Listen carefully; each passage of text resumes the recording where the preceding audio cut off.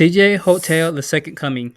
Husband lost his mind at this restaurant because his wife was talking to black people. The fact of the matter that you have women that will consistently find their way to either date, marry, or have kids with guys like this is baffling and astonishing to me. Loads of times on this channel, I've gone over the stats when it's dealt with DV, specifically when it pertains to women, and the high number that takes place along with that. And I've also gone over the stats where you have children that are in the house that are able to witness this in their outcomes as well. And again, it's baffling to me to have all of this knowledge, all of this information, all of these videos out there to tell other women like, hey, don't venture or go towards guys like this.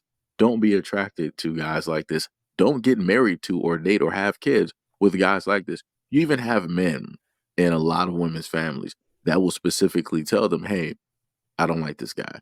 It seems like he may have done some stuff towards women in the past. He's a little bit too aggressive towards women, yada, yada, all that other type of good stuff. And for the life of me, women choose not to listen. And they opt to date the guy. That sends them even further over the hills, head over heels directly for that guy, to the point where they even want to procreate with somebody like that, where they even want to move in with somebody like that. Now, note, they're taking themselves out of a situation where they have family to protect them. And now the only person that they're going to have to protect them is technically that guy who has more than likely done DV before. So it's like, how do you expect protection from somebody who commits the acts that are going to happen against you? It baffles the mind. It makes no sense. But again, this is the thought process of a lot of women. I can't sit up there and tell you. And for the women that's going to come up here and it's going to sit up here and say that, well, for 30 years, 20 years, 15 years, you were married or whatnot or whatever, and you were in a DV type. I'm not talking about you. Take your emotions and take yourself out of the situation.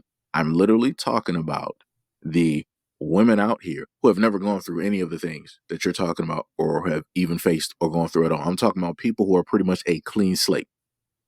Because again, from experience, I'm sitting up there telling you as a guy, I've warned women, I've warned girls, it don't matter what age range it was. As growing up, I've literally pointed these things out and I've watched women, I've watched girls during that time still go directly towards those guys, inevitably to end up in a situation or to be never heard from ever again.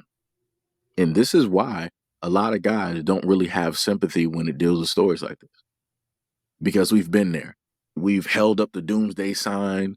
We've tried to yell and scream directly at women, all for women to sit up there and ignore and to run directly into a burning house that's about to collapse at any second.